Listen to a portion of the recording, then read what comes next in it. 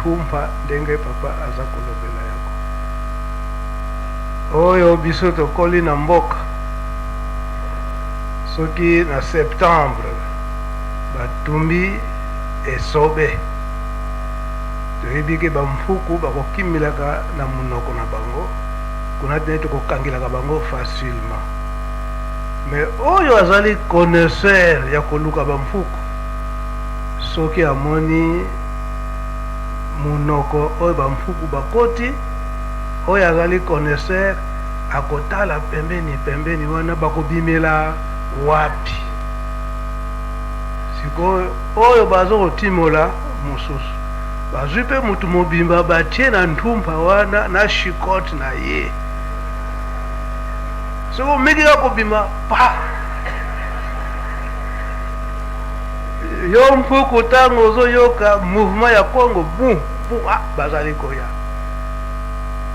obandi kokima ozokanisa kuna na nthumpa ezali ya kofungwama nzoka nde oyo aza liboso kuna esi atelemaki na shikote na ye donc oyo bayebi kozwa bamfuku na ntango ya septembre ntango batiaka moto bayebi likambo wana malamu meme kutu eke bamfuku mosusu oyo minene babengaka bangonya bango bazalaka na bazamba ya makasi so basali minoko na bango wana bacheche mpe banthumpa bino soki boke kodécouvrir bango soki oza yo moko okangi ezwi mabanga okangi banthumpa wana soki oza yo moko soki boza mibale mosusu atelemi kuna na nthumpa na shikote na ye so bomekika kobima oza na yango mais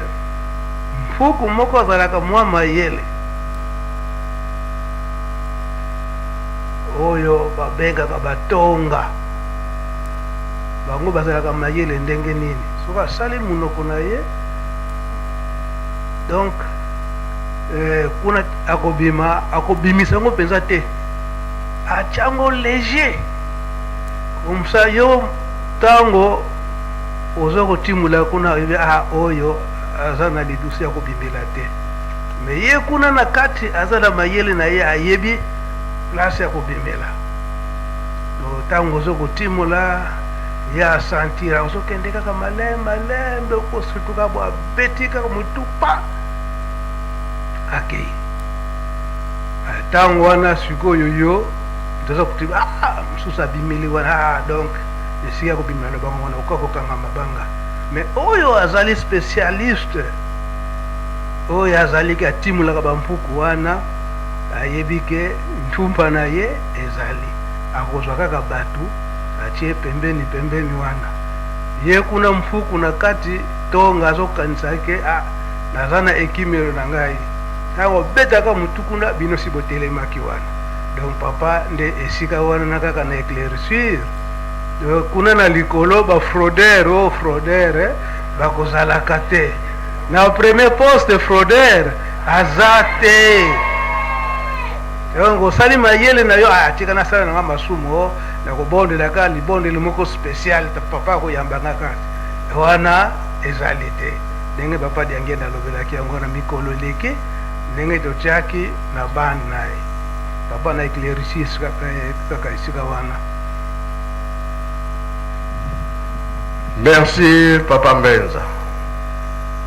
Tuzoloba mingi, tuzosakana mingi, mais likambo ezali. Tuzo déranger pe mingi. Biso na biso pe kati na lingomba. Mais suka likambo ezali. Ezali bi ezali te. Yango biso tokoki ko changer te. Tokanga mikaka. Dès que batikira biso programme ya kotonga Yerusalemi toyebi toyete voilà tosimba likambo wana pote soki tosimbi yango oyo mabongisi ekoya liboso ndenge bapapa balobaki tokosepela ntango wana tokolia susu mikuwa te tokolia nini esengo mosuni ngombe ngai mpakasa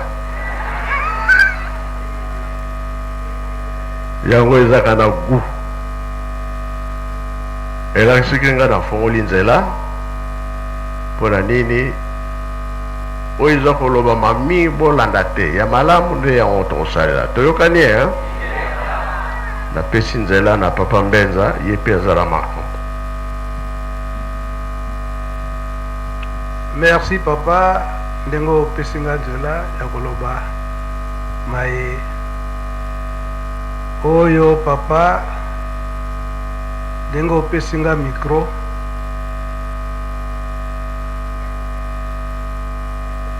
oyo nyonso tokoloba awa toyebisaki bino papa pamba te témoin nde ya likambo moto azalaka na makambo nyonso eza boye te soki ngai nazazwala toujours témoin c'est vrai nazalaki témoin na makambo ebele makambo eza mwa mingi oyo papa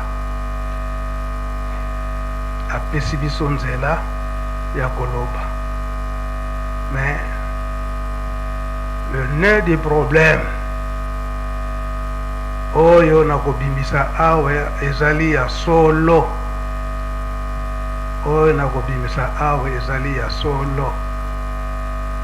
problème ya makasi ndenge mobulu ekoti na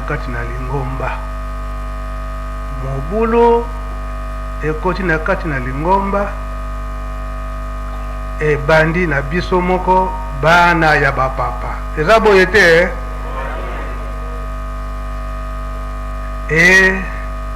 na kati ya bana na bapapa bambuta pe mususu baza kobombama na nsima na biso eza boye te bambuta ebele yango na biso bana ya bapapa na kobanda nanu boye eke biso nyonso bana ya bapapa papa Mfuma Longo bango nyonso misato papa Kisolokele papa Dialungana papa Diangenda Kuntima babandaki koloba boye bana ya papa Kisolokele bazali mpe kaka bana ya papa Dialungana bazali mpe kaka bana ya papa Diangenda bana ya papa Dialungana bazali mpe kaka bana ya papa Kisolokele bazali mpe kaka bana ya papa Diangenda bana ya papa Diangenda bazali mpe kaka bana ya papa Kisolokele mpe bana ya papa Dialungana ndenge biso nyonso tobengami bakimbangisi tokoma bana ya bapapa eza boye te bapapa bazwa koyebisa biso ndenge wana nazo kobimisa foto oyo na ntango nyonso bapapa baza koteya biso boye bino nyonso bana na biso boza kaka moko bozala na bokabwani te bolinga te bato mosusu bapesa bino mate ya mabe oyo bana ya boye oyo bana ya fulani bolanda mate ya ndenge wana te toyebi eke bato ya ndenge wana bakoya kasi bino bozala na bolingo ya makasi bino bana moto moko akabola bino te bozala kaka eloko moko yango na kosenga foto oyo ezalaki na 1973 bapapa balongisaka tokende mobembo na Brazzaville biso nyonso bana bapapa kasi bana ya papa Mfuma Longo na bana papa Kulutu bazalaki na Kinshasa na papa Mfuma Longo alobi ete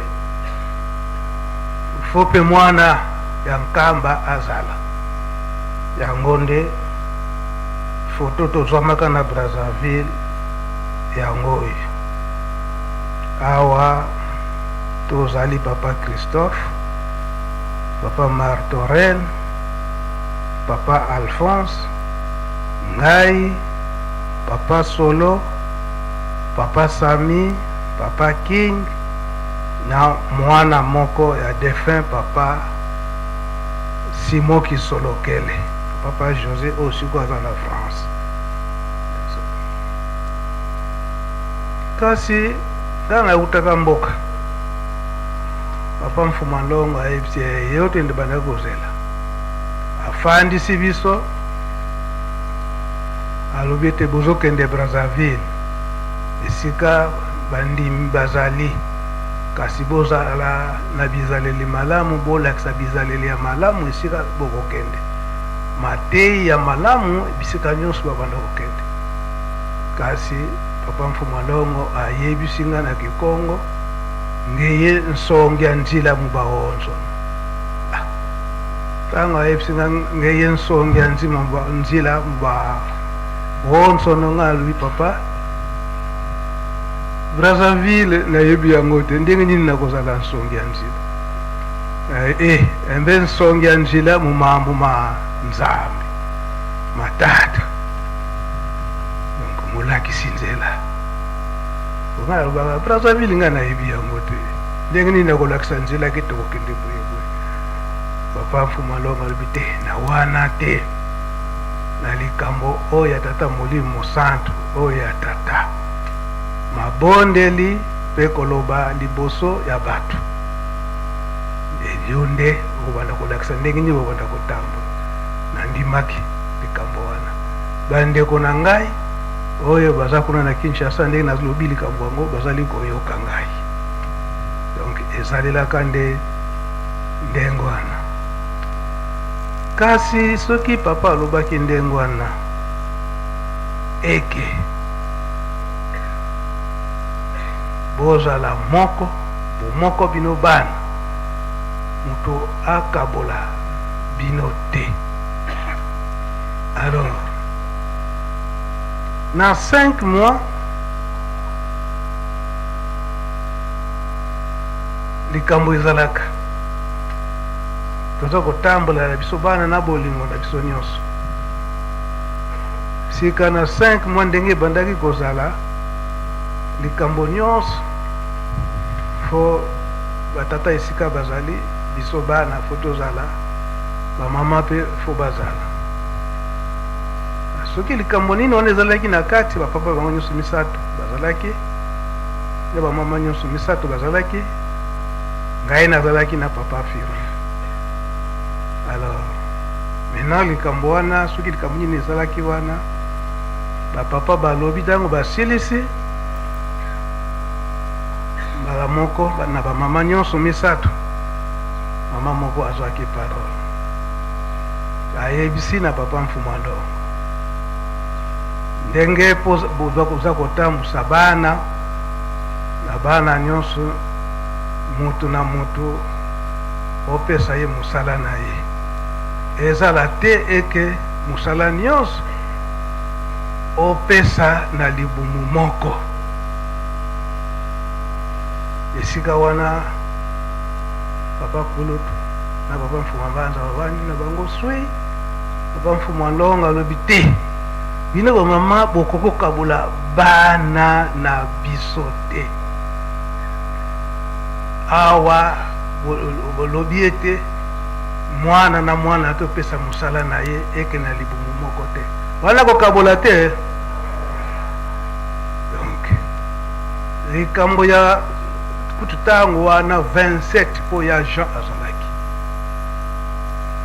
likambo ya 27 sikoyo tokomi na 26 mpona nini ya Jean amikelelaki awa ebandaki nde esika wana tocomprendre na esika wana oyo likambo nga na bimisi soki mutu azali ntango kobima contredire nga na bimisi likambo mpe ndenge ezalaka na secret nyonso na bimisi yango eza boye te mpo nazala bepreve nyonso maloba mpe nazala na yango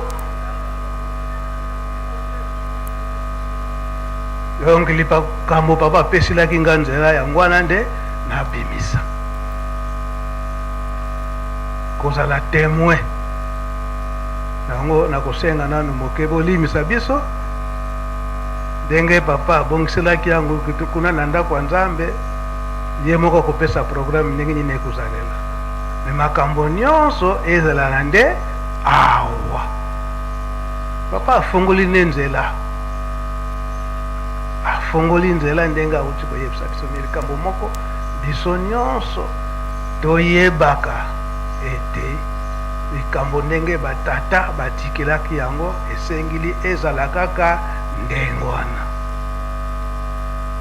soki tomemeli yango nzela mosusu tozokanisa po ete tobebisa mosala tata Simoki Mbangu kasi biso moko tozali komibebisa mosala tata Simoki Mbangu ndenge atikelaki yango ekotambola kaka ndenge wana yango tokobanda nanu na témoin message ya papa Diangenda po nyonso ndenge naza kolobela yango papa Diangenda c'est vrai biso nyonso bana mwana na mwana aza na témoignage na ye oyo ya batata me ngai mingi yango nde nazali kobimisa yango totia nanu maloba papa Mfumalongo ya témoin ya wana ne kamati attention na ngai balubi témoin likambo ya témoin esalinga pasi ntina nini yango esalinga pasi tango tozalaki na baflamand likambo ekwei soko babomaki mutu tango baya kokanga mutu oyo asalaka likambo oyo abomaki muninga ou bien mutu ayibaki mbongo tango bakobenga batémoin bato wana nde bazalaki bato bakokateleka mpenza solosolo bato wana bakokateleka na solosolo ndenge nini mutu oyo abengami coupable mutu oyo asali likambo ube abomi ube ayibi akoki kopesa version na ye kasi bakozwa yango a considération mingi te pamba te ezali mobeko tango oyo bakusenga bon nani azalaki wana il faut bakada kokamata mutu wana abengami nani témoin surtout soko bamoni nde likambo yango ezalaki mpenza grave mutu abomi mutu be mutu ayibi banda tango wana olinga te singa ekutia mayo na kingo okona bakasenga nasalaka likambo te yo ozali témoin tokei batata na bamama bino bobengami batémoin botémoin batata bamama malamu nde tozala polele soko tokoloba solo te ekusala na yo na ngai pasi biso tozali batémoin témoin azalaka solo pamba te soko tobebisi bato en tout cas mpasi koyela biso oyo bato wana akala bamonaki nanu te ndenge bozali batémoin bosala attention bokosa te pamba te na tribunal ya baflamand ezalaki makasi ebongo tribunal ya tata nzambe omonaki nde ya solo nomonaki ekasi ndenge ni otungile wana tata nakanisi boye na boye ya solo kukaka kusenga bulimbisi tangu wana soko sanzaka makamwana nde makamwana masi masili ekati yo kalati makamana yo tiango na mabenga ti lero yo sikatiko ngani pardon kuzala te nako pardonne yo te malgré azalaka tata na mawa kati mukolo wana kanisi akuzalaka très sévère pamba te binu nde bobenga mi ba témoin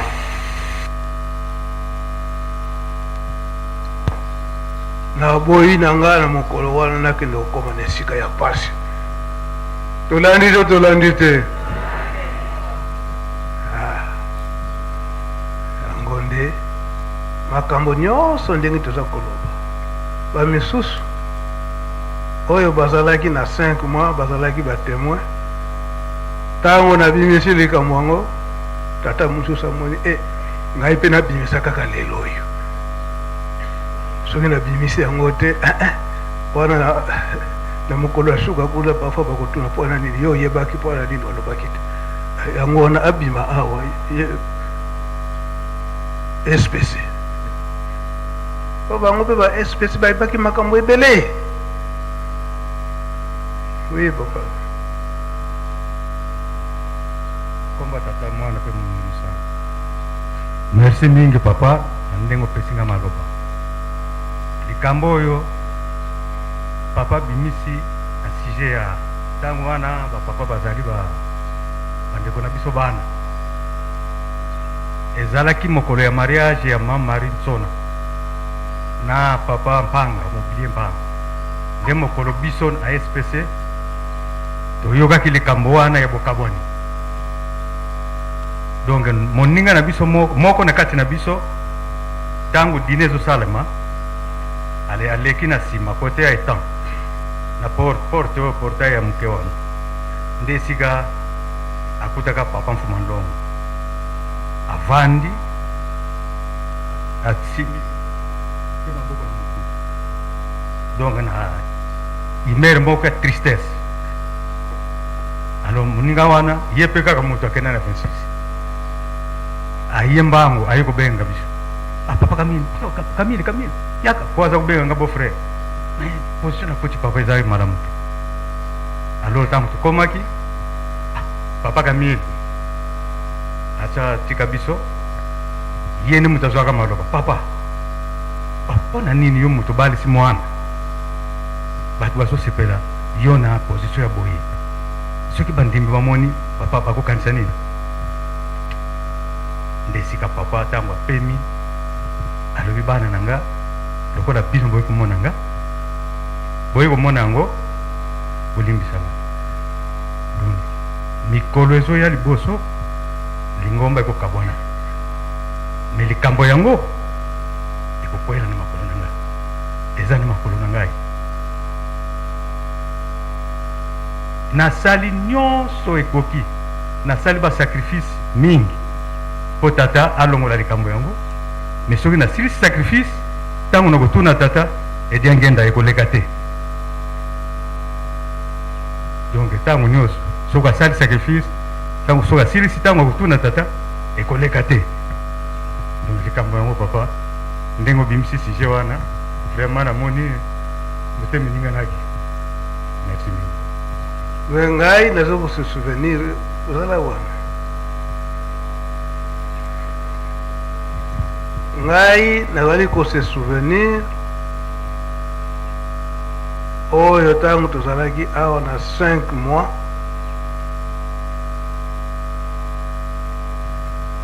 likambo oyo ezalaki oyo na bamama misato likambo oyo abimisaka ete pesa mwana na ye moko moko ezala tekeka na libumu moko. Likambo wana ntango ebimaki avant ebima manungunungu wana ezalaki na biso bana kosilika oyo papa Kulutu asilikaka kuna na ndako na ye na Ngombeki Nsuka yo moto memaka ye liboso kutu atindi yo pa ya papa Mfuma Ndongo. Si c'est comme ça malamu nakende oyebi likambo yango te.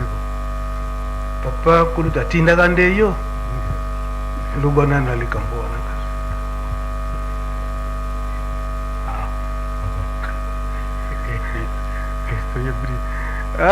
alobi papa Kulutu atindaka yo epa ya papa Mfuma Ndongo. Papa Mfuma Ndongo alobi te ekoki kozalela ndenge wana te kende kozwa ye boya na ye awa mbota ntango oyo kozwa papa Kulutu bokoti kuna na papa Kulutu akoti kuna atindi yo osangisa bamama nyonso na biso bana papa firme nde tozalaki nde tokotaki na kati na comprendre sika wana siko. Oui papa na comprendre ndenge na kanisa papa mokolo wana nde yango wana oyo ozalaki chauffeur ya papa Kulutu zonga na yo kasi. Merci. me likambo ya 26 wana ezalaki déjà préparé na bangunia oyo basalaki ete babunda na ntango ya papa bango nyonso misato bazala divisé, mais lokola bakokaki te yango bamonaki ete sikoyo batente chance na deuxième génération oyo ezali nde génération ya biso. Vous comprendre sika wana? Donc batente baréussir te eza boye te.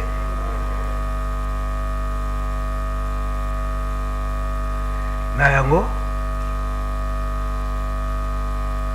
papa Kulutu atiki biso, papa Mfumwalongo atiki biso, sikoyo totikali na papa Mfumwambanza. Ndenge totikalaki na papa Mfumwambanza, sikoyo ekipe wana suwe na bango eke Lingomba tata Simoki Mbangu eko kokufa libela, commençant par division ya biso bana. Nde ekipe wana ekotelaki na biso bana, ekotelaki na biso bana. Mais nani muto yaki ko revele likambo wana ezali nde papa Luntadila en tant que secrétaire général ya Lingomba. Batu wana bakotelaki na nzela na ye. Sikoyo tango bakoteli na nzela na ye avant intronisation ya papa Dialungana. Ebanaki ke sikoyo bapapa mibale bakei moko atikali nde mtako kamba Lingomba. Sikoyo batu wana sikoyo bakoteli na biso bana. Tango bakoteli na biso bana, sikoyo mutu oyo il faut abimisa papa Dialungana ye secrétaire général. Mais secrétaire général siko papa Luntadila ake kokuta bakale wana avant intronisation ya papa Mfumwambanza. Sikoyo papa Luntadila ayaka epai ya papa Mfumwambanza. Banda 1959 Lingomba oyo etali administration ngai alandelaka makambo nyonso. Sikoyo papa Kulutu atiki biso, makambo ezalaki mpenza mingi te, malgré ezalaki, mais ezalaki mpenza mingi te. Mais na liwa oyo ya papa Diengenda ba organisateur net seta bisika nyonso wana. Tout d'abord bamonika kete papa Diengenda en tant que chef spirituel aza lisusu te. Papa Luntadila azalaki secrétaire na ye ke ye fo ayingela wana ye ayebisi bango te biso na shema ya papa Simoki Mbangu kala akoki koyingela te. Ayebisi bango soki bino bozokanisa ndenge wana botala nani mutasinyaki mikanda ya nani ya reconnaissance na ya oyo ya seta bake kokuta signature ya papa Dialungana. Donc si succession, donc c'est lui qui doit être son successeur. Yango mukanda wana shiko na pesa kibino yango ta Mulimo Centre pesa kibino yango boya kotanga nanu paragraphe wana. Donc makambo nyonso yango tolobaki te soki tobombi biso tokosala na problème e batu tozokopota na nzoka nde likambo eza boye te. wana c'est papa Luntadila mutu. Donc ntango mpe azoloba makambo wana ayebisi papa Mfuma Mbanza je préfère papa Mbenza azala pe de la ville papa Batantu azala papa Batantu azala wana maluba papa Luntadila pwete ntango azokubunda mpona intronisation ya papa Dialunga. Oui papa Chico.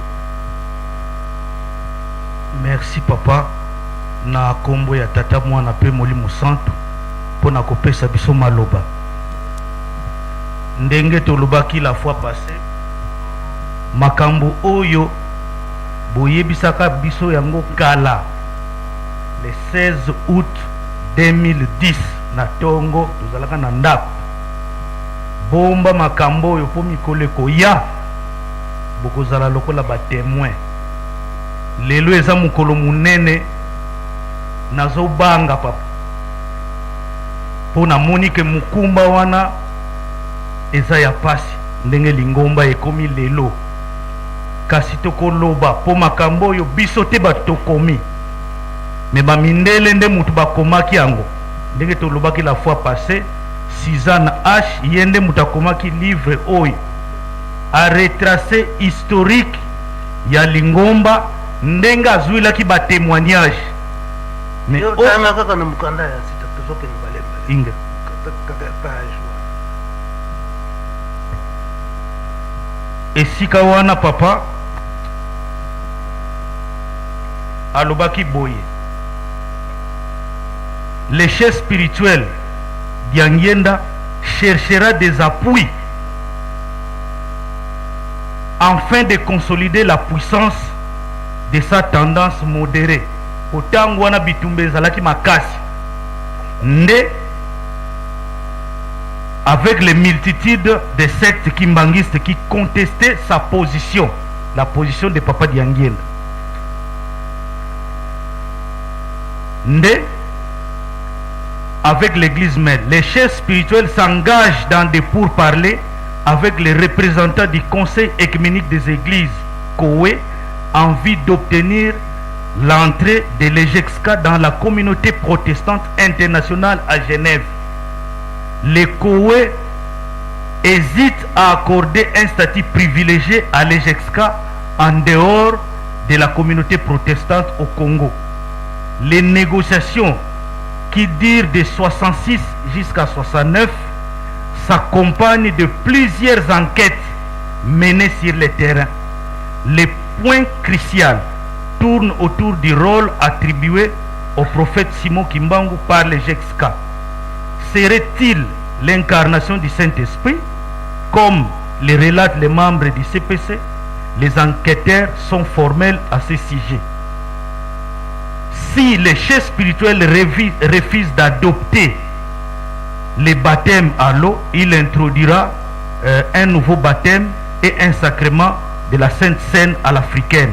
Enfin, les COE décident d'autoriser les GEXCA à participer aux sessions plénières où elle est élue comme membre le 16 août 1969. Signé par qui? Signé par Papa Dialungan. Tolandite. Après Papa Luntadila aye koyebisa ngai boy.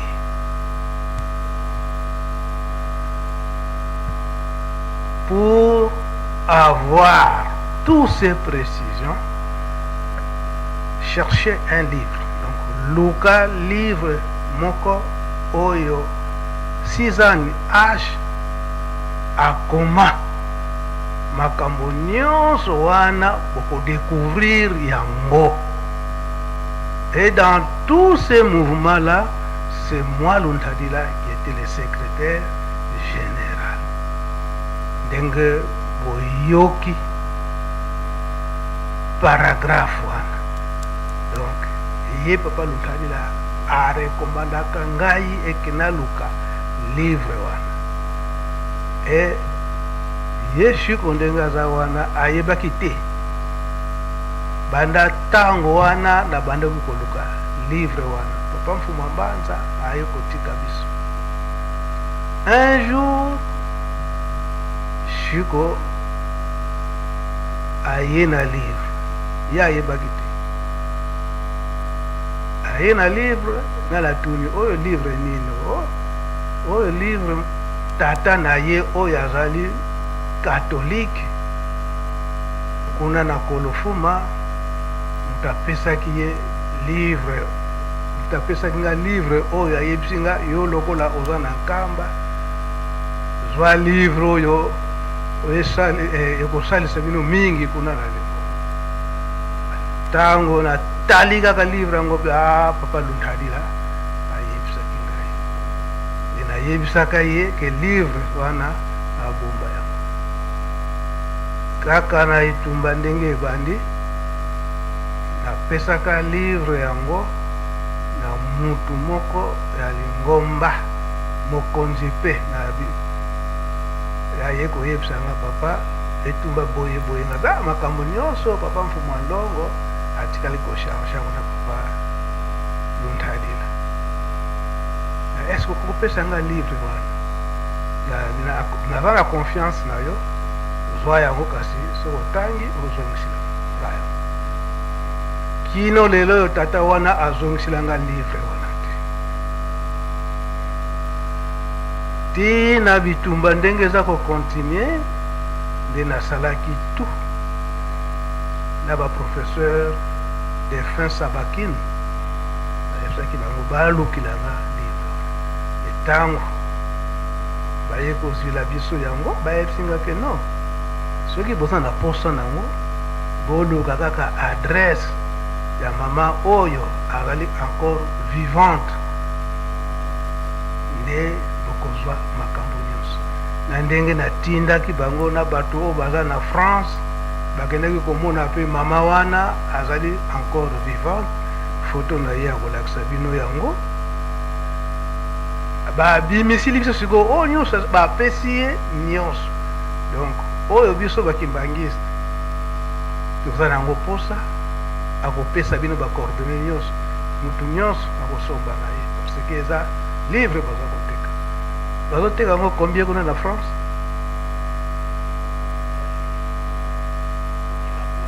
papa 27 euros ingeta papa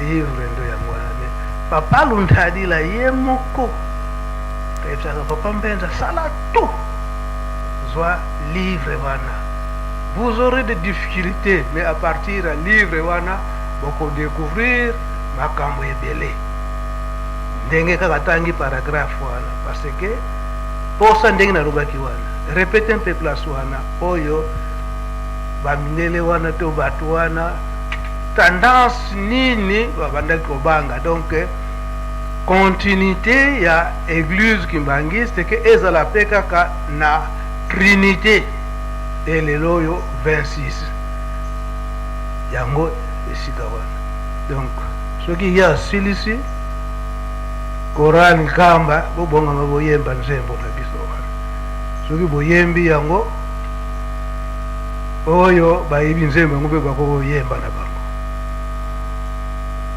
kimbangisme oye papa Luntadila na makambo na ye nyonso wana alobi nyonso naza kopesa meme mama wana mama akomaki yango oyo nyonso nga nazoloba nazwilaki yango na papa Luntadila papa Luntadila azwilaki yango epai ya papa Diangenda de papa Diangenda aza kopesa na papa Luntadila en tant que secrétaire général ya koloba makambo nyonso ya lingomba yango mpe biso lelo toza kosala na etumba oyo ezali ete papa Mfumba Mbanza alobi eke na mabungu nyonso misato mwana moko moko ndenge atikelaki biso kasi biso bana ndenge totikali te mutu nyonso mwana nyonso azala na pouvoir na ye adirige donc ndenge na esika nalobelaki oyo bakotielanga tembe na biso bandeko na kobimisa sekre sikoyo nyonso ndenge ezalaki okani na esika wana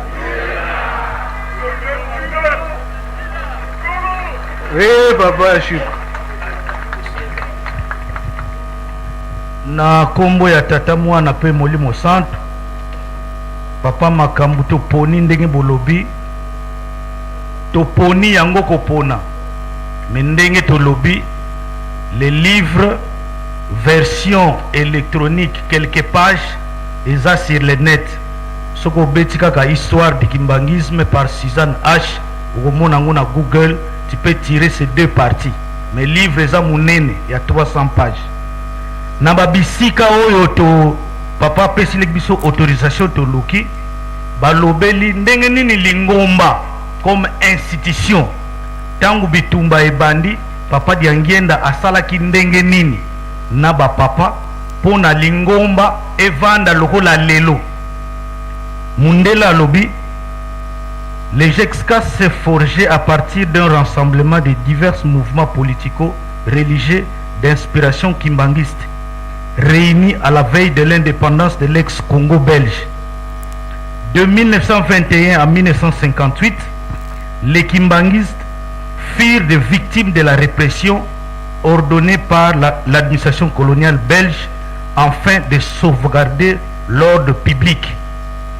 L'acharnement de l'administration, l'hostilité de l'Église catholique, le désarroi des milliers des affaires européens et la désapprobation plus récente des églises protestantes s'expliquent par l'ampleur d'un phénomène considéré comme subversif, xénophobe, hérétique et politique. Awa balobi, entre 1951 et 1958, Lingomba Kimbangisi ezaki victime toyebi histoire ya répression na batu nyonso balandaki enseignement ya papa Simon Kimbangu. Batu babandaki koyoka pasi mingi, ce sont des colons pour na pouvoir na bango, pour na mangomba mususu parce que bayaki déjà na makambo bateyaki biso.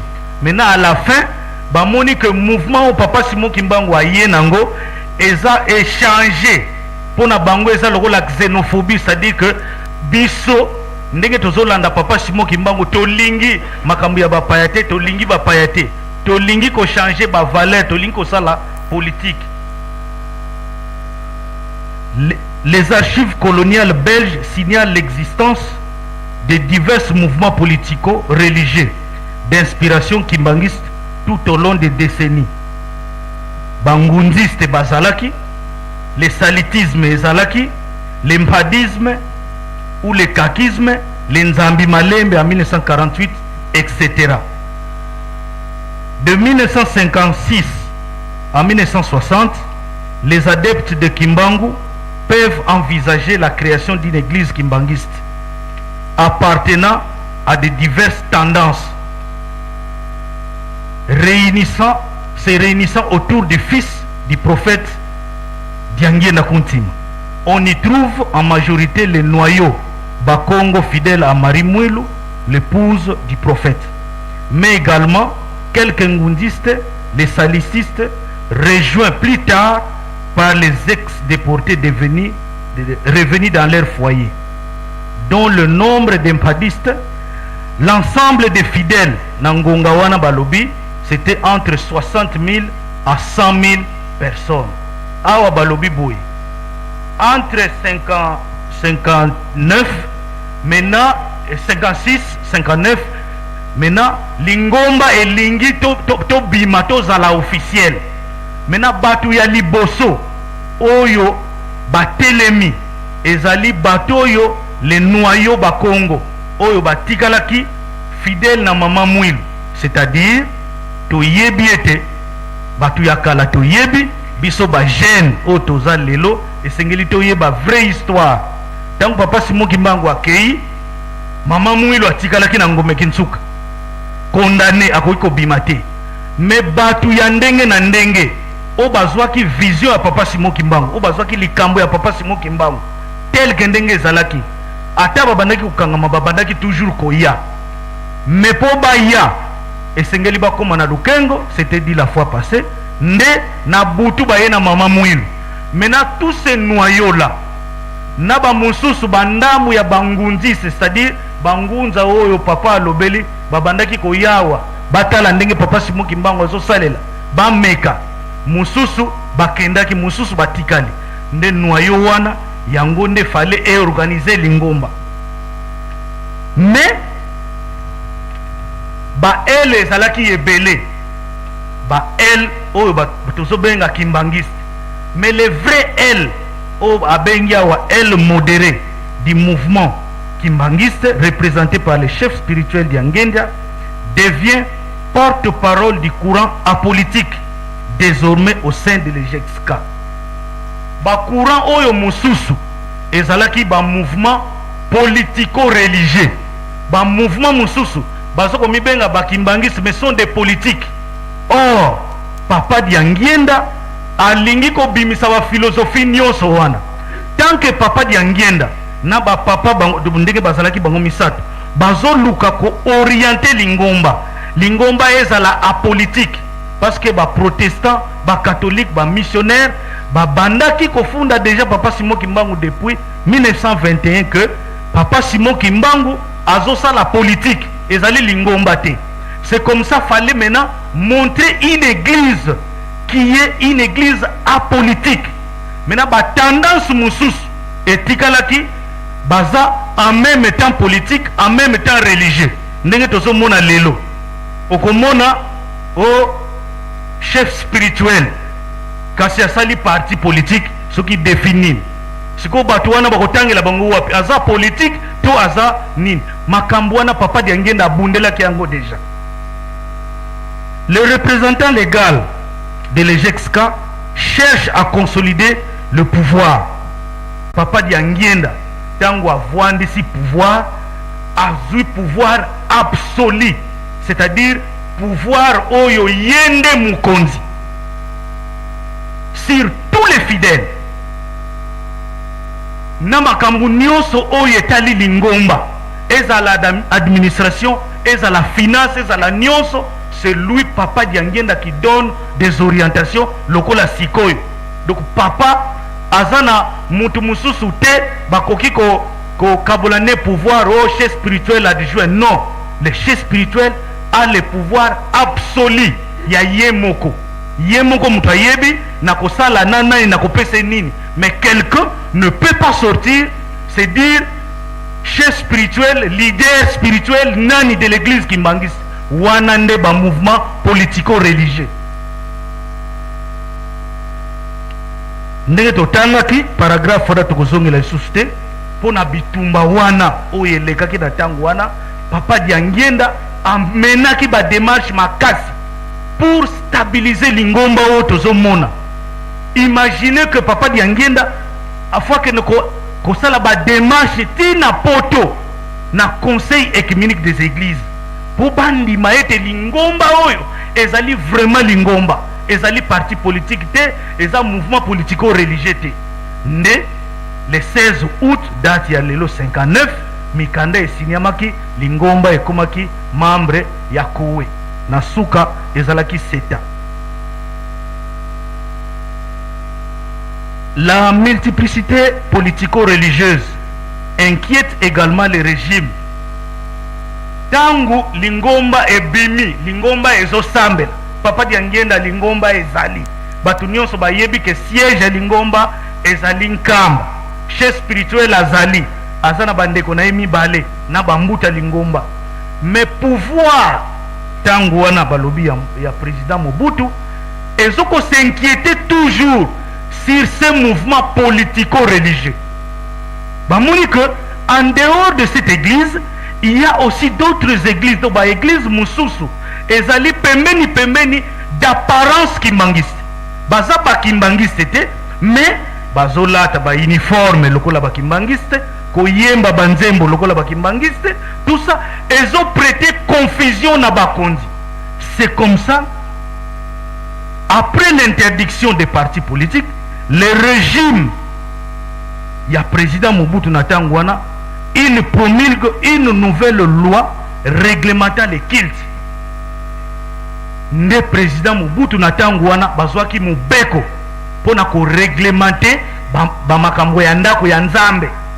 E Natangwana ndenge to moneli awa ba mangomba oyo ezalaki reconnu Natangwana ezalaki kaka misato. église kimbangiste, église catholique na église protestante nde après baye ko reconnaître bomususu. Mais les autres oyo bazalaki bazokomimona lokola bakimbangiste ndenge tozomona lelo osali fili ngomba na yo na bumbu kuna omikomisi papa Simon Kimbangu bapapa diangenda uniforme ya église bitumba soki eye bakoloba bakimbangiste nde biloko wana oyo papa Molimo Santo azokobundela pour que l'état pe asunga biso bato ya ndenge wana bazala corriger pour garder l'église ezala ndenge eza authentique toza boye. Kobanga na bango ndenge tolobi ezalaki nini ba permettre biso to kota na conseil écuménique des églises pona bango ba mindele ba protestants ba catholiques et les autres bango ba lobi batu wana ba kimbangiste wana bazoloba que Simon Kimbangu aza incarnation du Saint-Esprit. Nous on peut pas accepter ça. Ce qui na bongo non. Mais après les enquêtes ba enquêteur o babandaki ko yawa ba moni que non et sengeli to pesa bango autorisation parce que na déclaration universelle des droits de l'homme et l'objectif mutu azali libre ya kosambela librement nzambe na ye ndenge ya lingi ndenge ya moneli na ngonga oyo azali mais na ko respecter mibeko.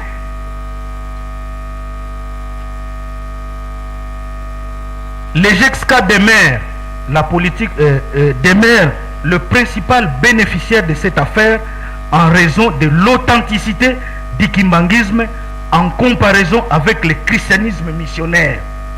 Tangu papa azoloba na biso tangu na tangu tangu kaka lobi tangu papa azoloba na biso que biso toza ba croyant nga moko liboso tosalaki débat makasi na président de transport débat.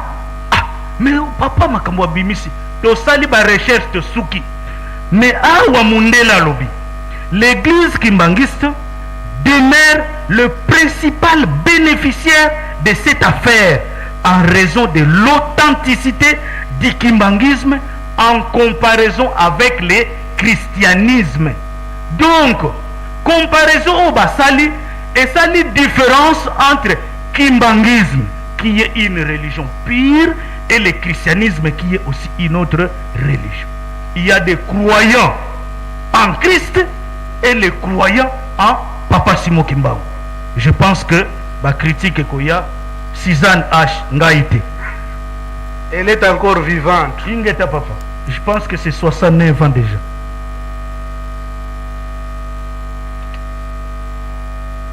En revanche, ce renforcement sensible de l'influence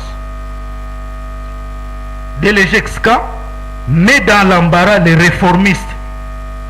Donc c'est-à-dire tangu lingomba sikoye telemi makasi ba oyo nyonso babandaki ko bundisa sikoyo likambo papa Simon Kimbangu ba komi na difficulté makasi confusion ekoti ba mususu balingaki kozonga individuellement.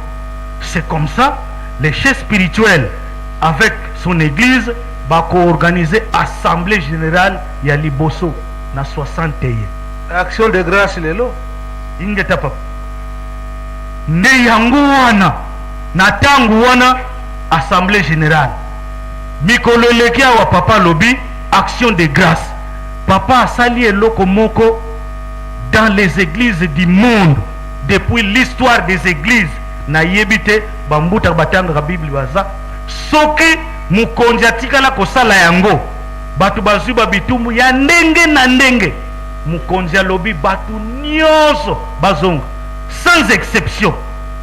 Pona nini batata na ba maman parce qu'il y a trop de discours tozoko landa surtout lelo avec les réseaux sociaux batu bakoloba makambo o ezangi tina kokende kofunda ntina niveau ya l'état ya pamba pamba te tina likolo dire des bêtises pour dire que chez spirituel na bande konaye voilà ce qui s'arrange. Mais depuis 2001 papa Mfumambanza atika biso ti lelo na lingomba oyo papa Simon Kimbangu kiangani azotambusa toyoka nanu teke basali parti politique mais ba côté mususu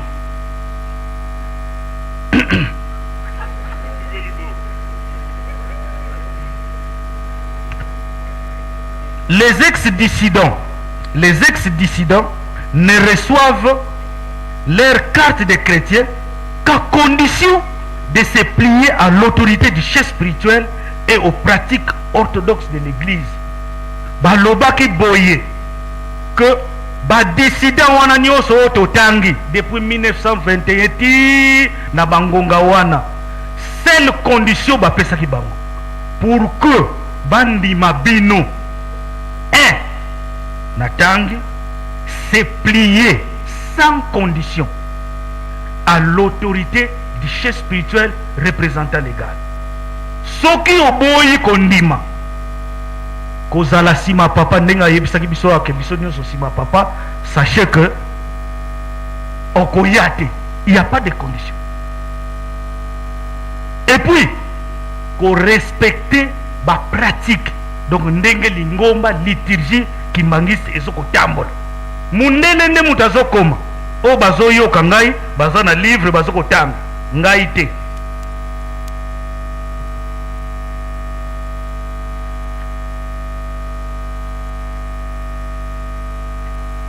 Awa lobi en résumé, l'église institution pona nini alobaki église institution pona kolakisa ke bato mususu bazoko mibenga bakimbangiste. C'est vrai, mutu akokolata bubu lokola papa Simon Kimbangu kimbangiste, kasi l'église qui est reconnue, c'est l'église qui a une institution, c'est-à-dire qui a un chef spirituel, qui a des conseillers directs, et puis ndenge tolandani na se. Soki omoni différence eza église kimbangiste te.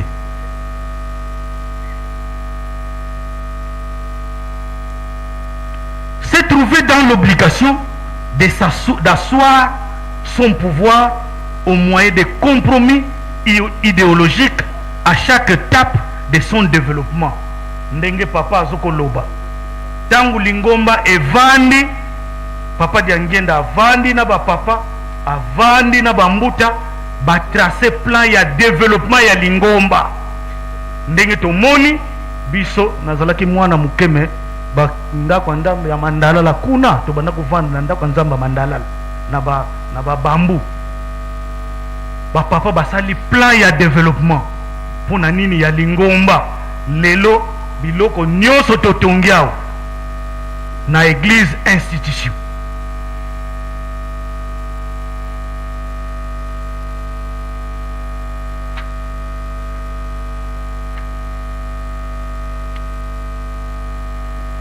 Balobiawa, l'essentiel demeure que le chef spirituel Diangenda jouit d'un pouvoir absolu au sein de l'EGEXCA en raison de l'assimilation entre Simon Kimbangu et le Saint-Esprit. Papa Diangenda balobi mundele azalaki na pouvoir absolu abandaki kokabolango na mutu te lokola lelo ndenge tozomona ba jeune surtout tokeba bambuta toyoki awa ke batangi bango peke bambuta ebele pe kasi surtout biso ba jeune, parce que c'est nous l'avenir de l'église. Quelle est l'église que nous allons présenter demain? Il y a des réseaux sociaux, il y a des débats, il y a balabala, il y a des discussions. Oyo biso to Golanda, oyo papa Simon Kimbangu kiangani azo pesa biso loko la ligne de conduite. Soki yo landi mususu yeba kokobunga.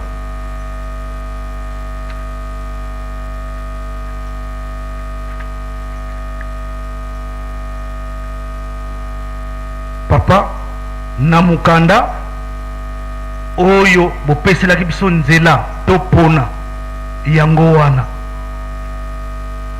Lelo papa lingomba na bino ezali ya kotelema mokili mobima.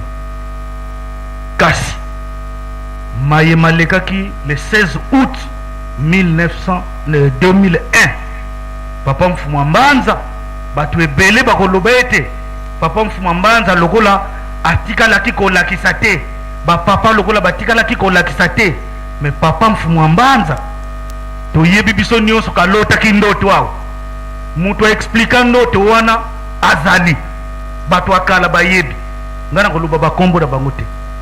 Papa Mfuma Mbanza aloti ndoto alobi tomati na mutuka tozokita kote ya premier poste kuna, me Papa Mfuma Mbanza amoni ke bato mususu bazomata na mutuka, bato mususu bazokokita po mutu moko azobwaka mbongo na balabala. Eske yo oza na mutuka ozokende na Papa Mfuma Mbanza ndenge atikaki to oza ya kokita? Soko oza ya kokita kamonoko papa bosimba biso action de grâce okoni yenen ingeti bobatela lingomba papa botala susu nsima te po bino bozoloba ke tobongwana biso tobongwani papa bosala na biso na ntango ya papa dia ngenda akipaki lisusu te atamboli akei lingomba etelemi ba oyo basalaka mangomba tozomona yango mpe na balabala bake na bango na kimia oleke papa tozongelaka toujours makambo oyo na bato oyo papa pasi ntango koyoka makambo mosusu biso toza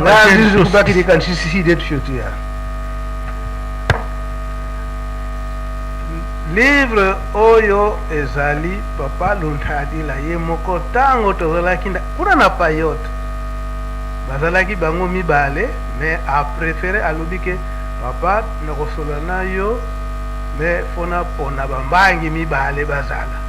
Papa Mbenza azala pe Papa Batandu ye comme représentant ya ville sainte bazala esika na kolobela makambo oyo parce que nazomona bino bana Papa Mbenza bozali combien? Nga nalobi tozali 27. Papa Luntadila yebsinga bozali 27, nga nayebi ke bozali 26. Je vais vous expliquer tout cela comment est arrivé.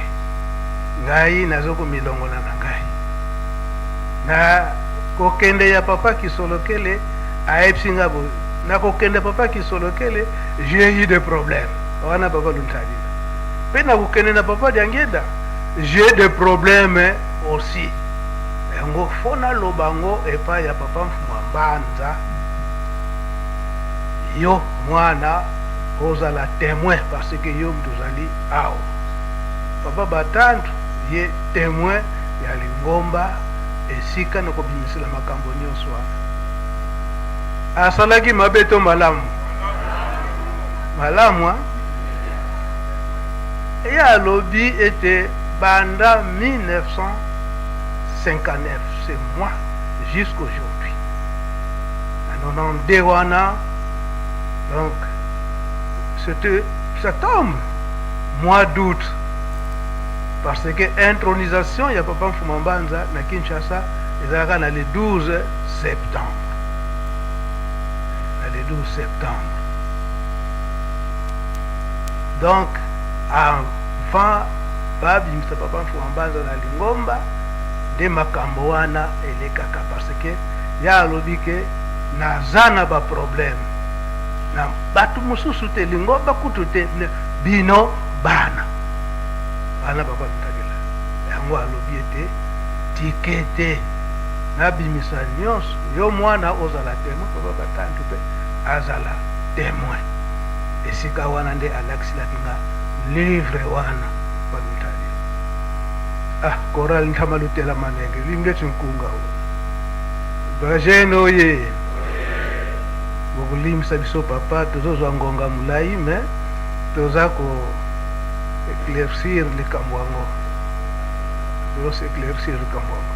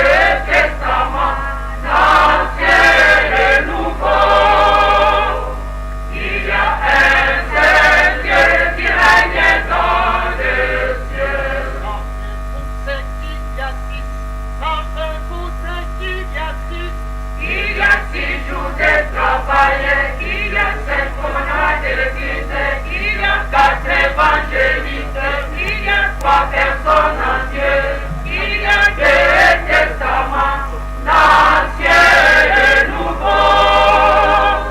Il y a un seul Dieu qui règne dans les cieux. Pour ceux qui y a 7, pour ceux qui y a 7, il y a 5 sacrements, il y a 6 jours de travail, il y a 5 commandements de l'Église, il y a 4 évangélistes, il y a 3 personnes en Dieu, il y a 2 testaments, l'Ancien et le Nouveau. Il y a un seul Dieu qui règne dans les cieux. Pour ceux qui y a 8, pour ceux qui y a 8, il y a 8 béatitudes, il y a 7 sacrements, il y a 6 jours de travail, il y a 5 commandements de l'Église, il y a 4 évangélistes, il y a 3 personnes en Dieu, il y a 2 testaments, l'Ancien et le Nouveau. Il y a un seul Dieu qui règne dans les cieux. Pour ceux qui y a 9, pour ceux qui y a 9, il y a 9 anges, il y a 8 béatitudes, il y a 7 sacrements, il y a 6 jours de travail, il y a 5 commandements de l'Église, il y a 4 évangélistes, il y a 3 personnes en Dieu, il y a 2 testaments, l'Ancien et le Nouveau. Il y a un seul Dieu qui règne dans les cieux.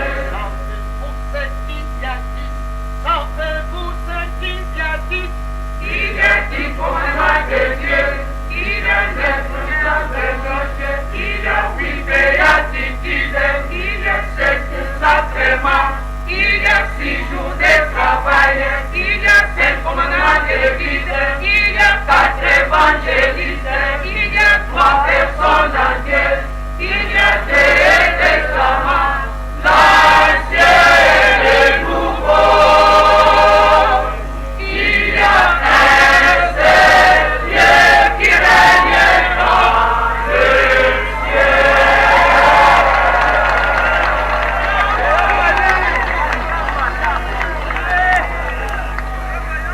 Merci Banankamba. Siluvwandi kono. Banankamba.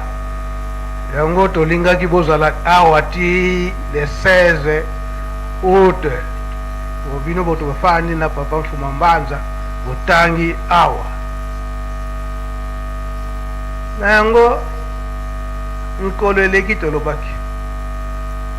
Soki papa Kulutu akendaki kotikela nzoto na Belgique, tina ezalaki ba Belge bayebi.